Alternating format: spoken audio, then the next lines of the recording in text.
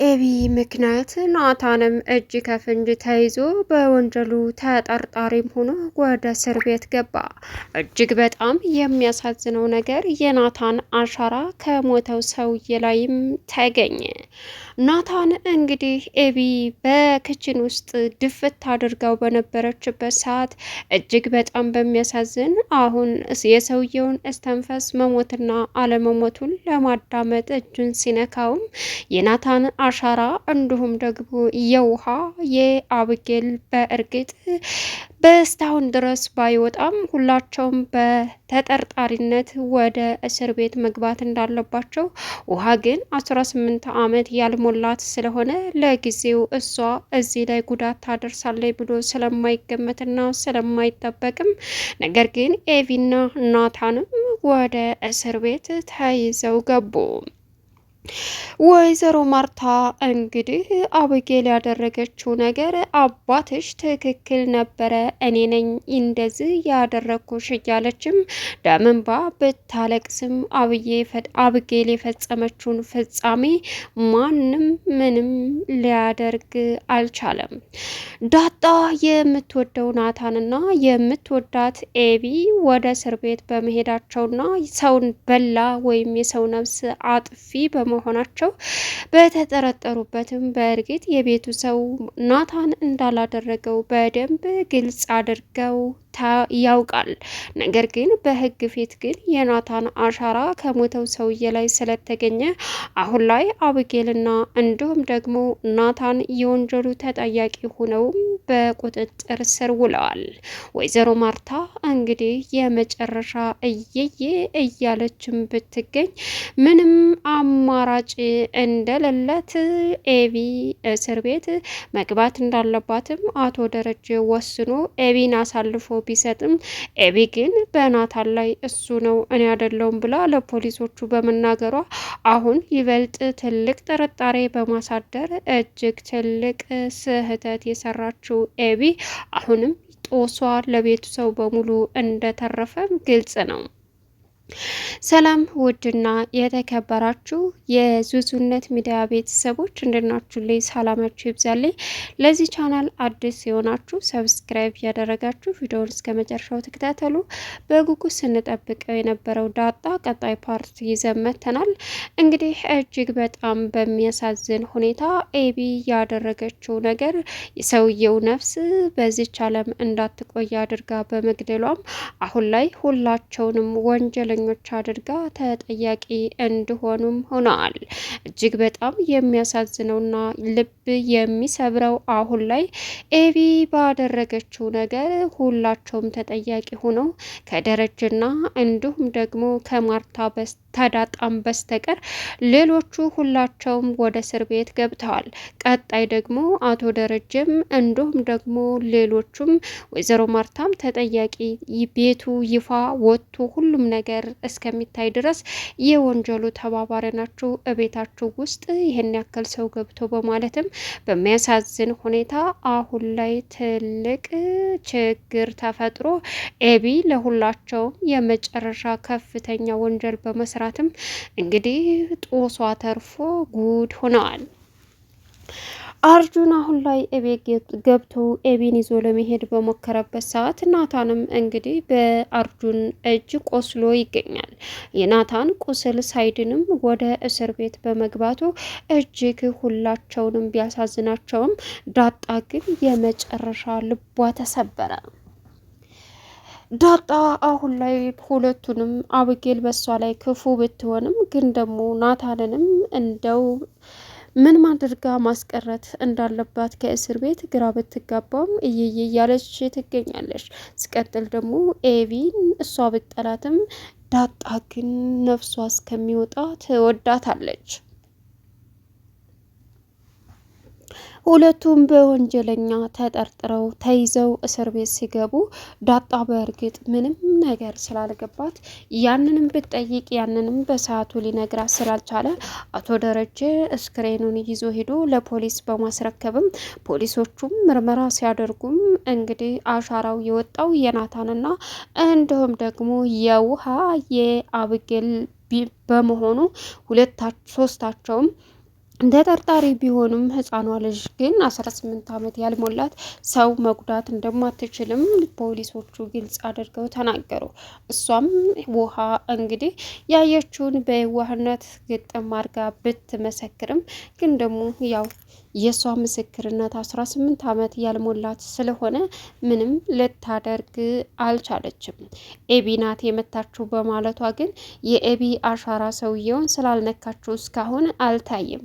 ግን ደግሞ ካሜራው ሲመረመር የቤታቸው አሁን ላይ በአሻራ ስትመታውም የተያዘችው አዊጌል ብትሆንም ናታንን ተባባሪ ነህ በማለትም እጠብጠብ አድርገው እስር ቤት ወስደውታል።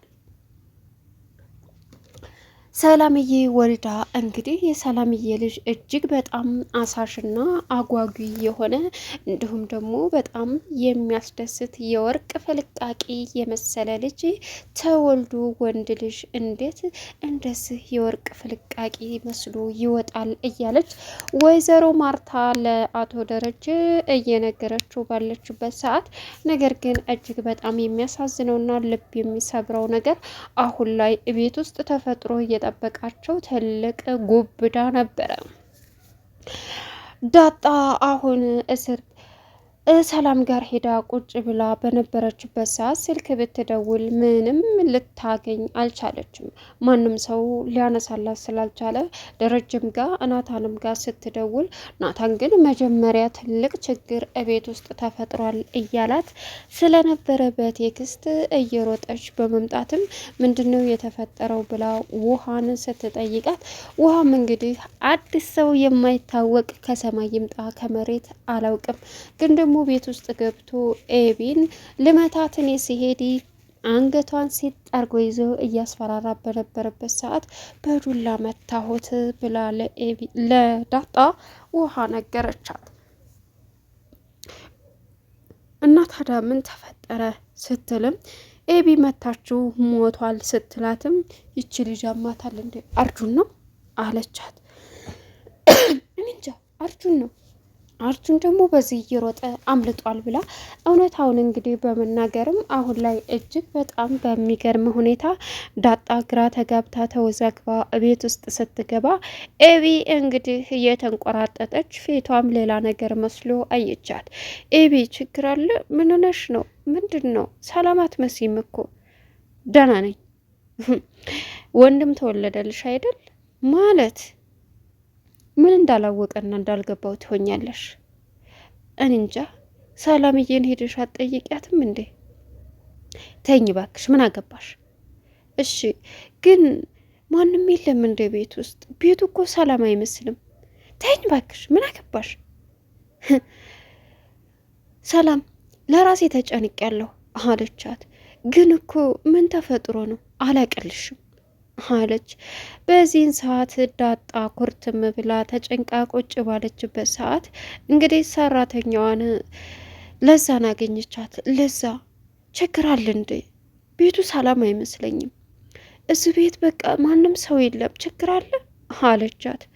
አላቅም፣ የሆኑ ሰዎች ገብተዋል ግን ደግሞ ምን እንደተፈጠረ እኛ ከክላስ አትውጡ ተብለን ስለነበረ የምናውቀው ጉዳይ የለም፣ ግን የሆነ ሰው የተጎዳ ይመስለኛል አለቻት። ምን? አዎ ደረጀና ናታን የሉም እንዴ? ወጥተው ሄደዋል። የሆነ ችግር እንዳለ ግልጽ ነው።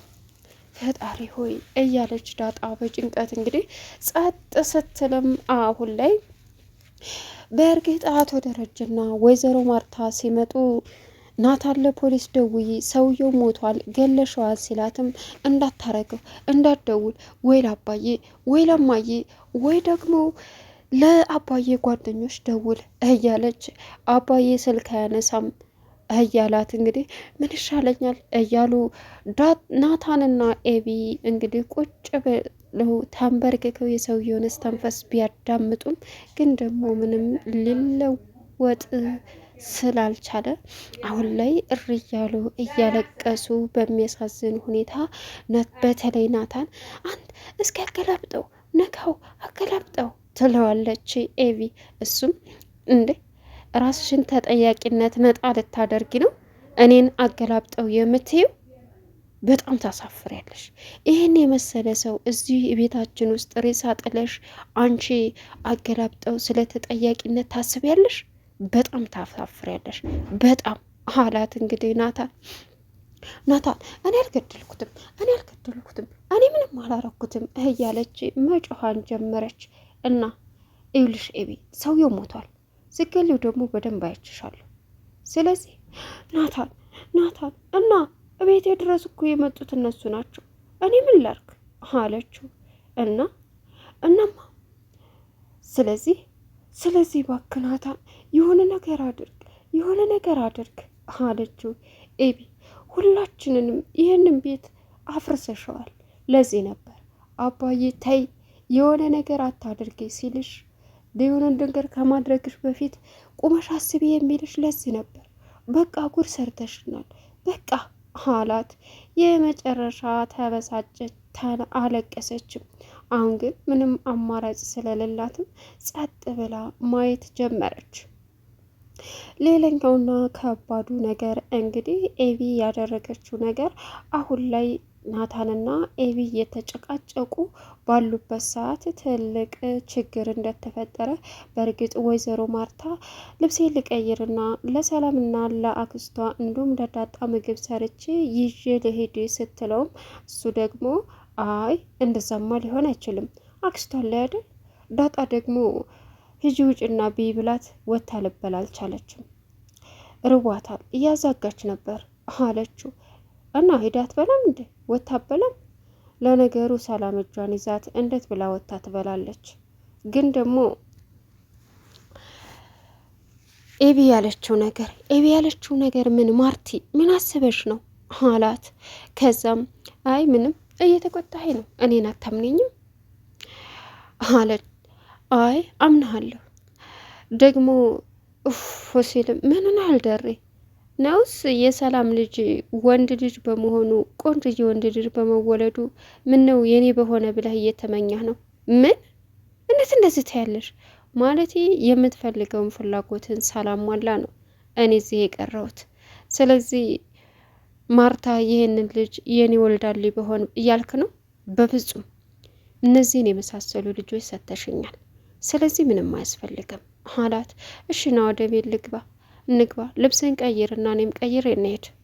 እሺ በቃ በማለትም ሳሎን ሄደው እና ቁጭ በል ደር እያለችው ኤቢ ወይኔ ጉዴ እያለች ትጮኻለች። ምኑ ነው ስትልም ወይዘሮ ማርታ እኔ እንጃ ልጆቹ ደህና አይደሉም እንዴ ወይኔ ልጅ እያለች እየሮጠች ክችን ስትሄድ የጠገበ ሰው እዛ ዘፍ ብሏል። ምን ጉር ነው እያለችም ስትጮህ ናታን ነው የገደለው አለች። ቻናሉን ሰብስክራይብ እያደረጋችሁ መልካም